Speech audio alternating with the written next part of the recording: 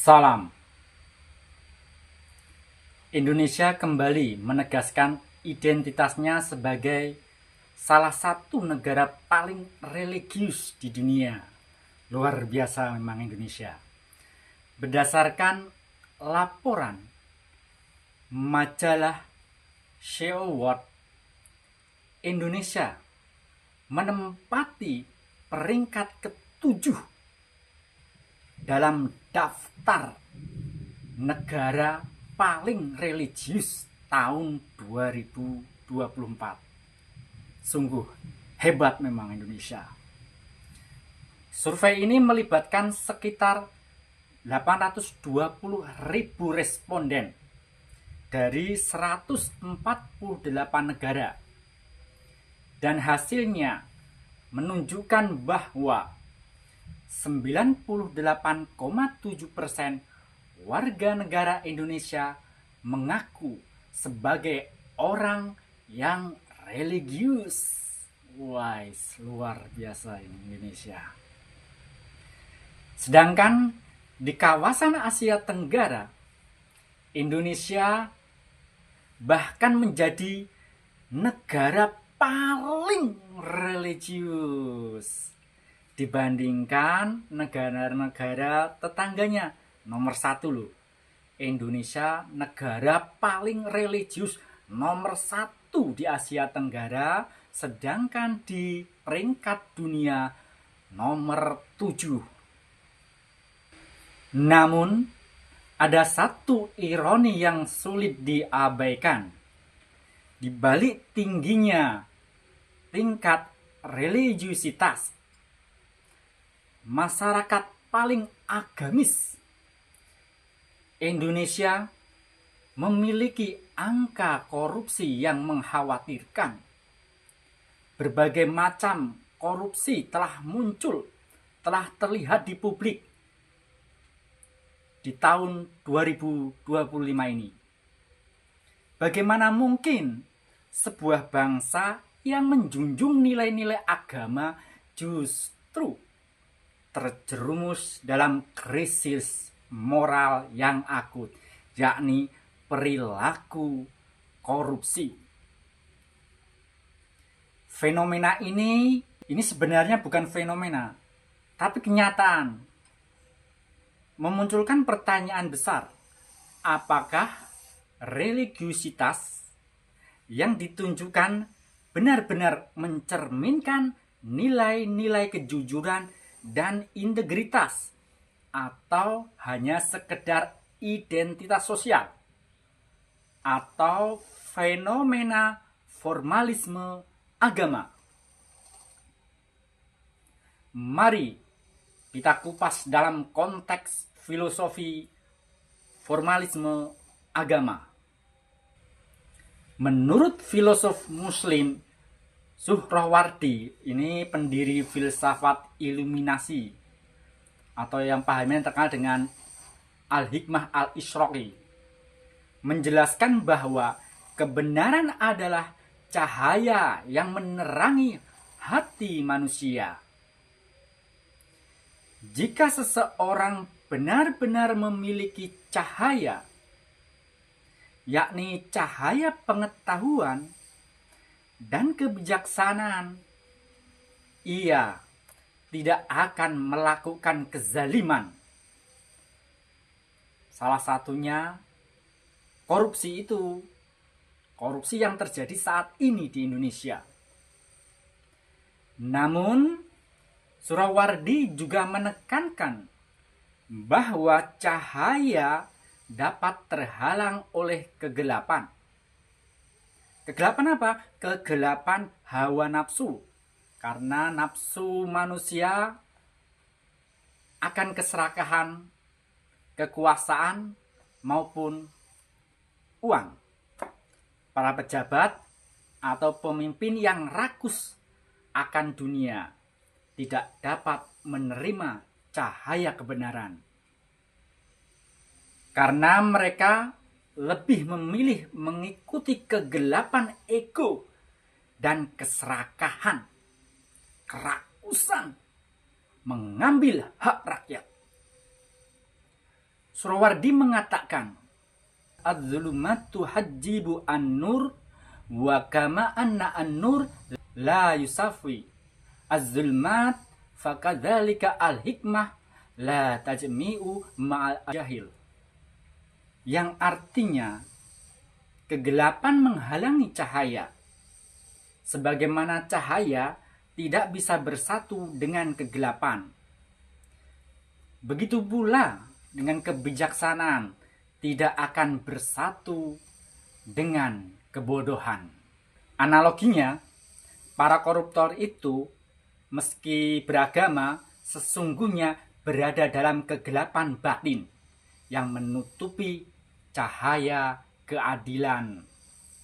Ritual keagamaan mereka hanya sekedar formalitas, sementara batinnya tetap tertutup dari kebenaran.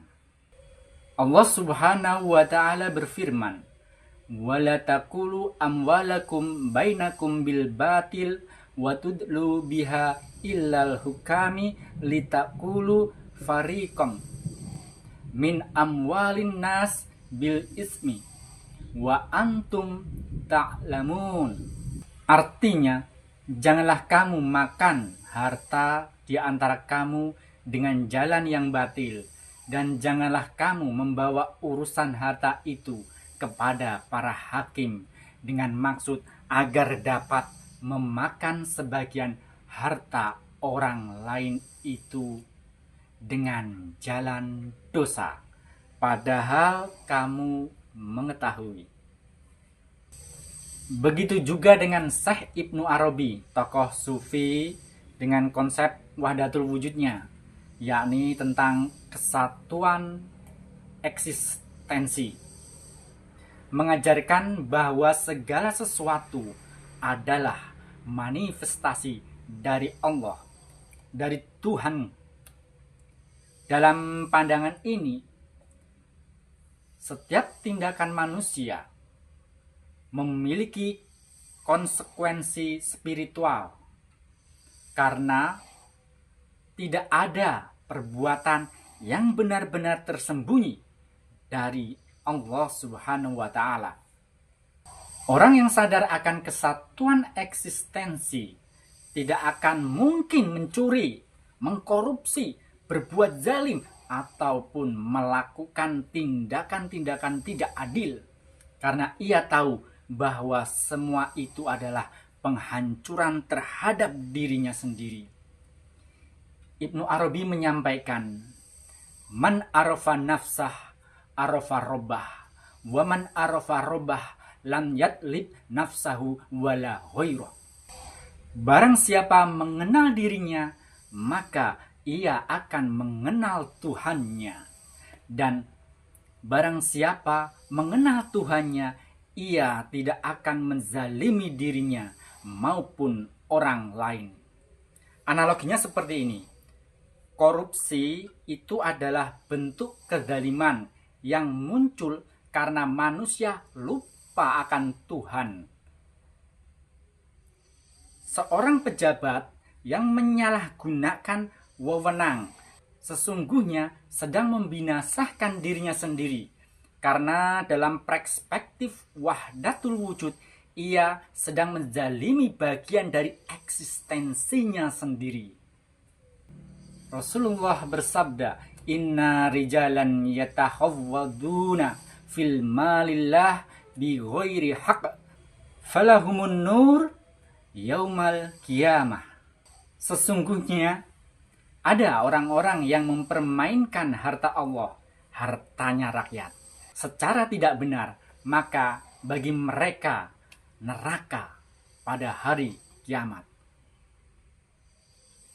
Sementara itu, menurut Mula Sadra, ini filosof dari Persia yang mengembangkan teori hikmah muta'aliyah atau filsafat transendental, menjelaskan bahwa jiwa manusia mengalami perubahan atau harakoh jauhariyah. Jika seseorang terus-menerus melakukan kejahatan, maka jiwanya akan berubah menjadi lebih rendah, bahkan lebih buruk dari hewan. Mulasadra mengatakan, an-nafsu fil harakatiha ima an ta'ada illa maqamil malaikati au tahbida illa darakatil hayawaniyah wasyaitoniyah. Artinya, jiwa dalam pergerakannya bisa naik ke derajat malaikat atau turun ke tingkat hewan dan setan. Analoginya, koruptor yang terus melakukan kejahatan tanpa penyesalan sebenarnya sedang menurunkan kualitas jiwanya sendiri. Meski tampaknya mereka kaya dan berkuasa dalam dimensi spiritual, mereka sedang jatuh ke tingkat yang lebih rendah dari binatang. Allah Subhanahu wa ta'ala berfirman, ulaika kal an'ami bal hum adalla. Mereka itu seperti hewan ternak, bahkan lebih sesat. Lantas, mengapa negara agamis masih korupsi? Berdasarkan pandangan di atas, menurut filosof yang telah disebutkan tadi, tingginya korupsi di negara religius terjadi karena agama hanya dipahami secara formal, bukan sebagai kesadaran spiritual yang mendalam. Jika kita ingin membangun negara yang benar-benar bersih dari korupsi, agama harus dipahami bukan sekedar ritual, bukan sekedar formalitas, tetapi sebagai kesadaran spiritual yang membentuk akhlak dan perilaku dalam setiap aspek kehidupan. Allah Subhanahu wa ta'ala berfirman, innallaha yughayyiru ma biqaumin hatta yughayyiru ma bi anfusihim. Artinya, sesungguhnya Allah tidak akan mengubah keadaan suatu kaum sebelum mereka mengubah keadaan diri mereka sendiri. Indonesia bisa menjadi negara yang benar-benar bersih dari korupsi jika ritual agama dipraktekkan dalam kehidupan nyata, bukan hanya sekedar label keagamaan atau sekedar formalitas. Agama bukan sekedar ibadah, tetapi juga tanggung jawab moral terhadap sesama manusia dan Tuhan. Terima kasih.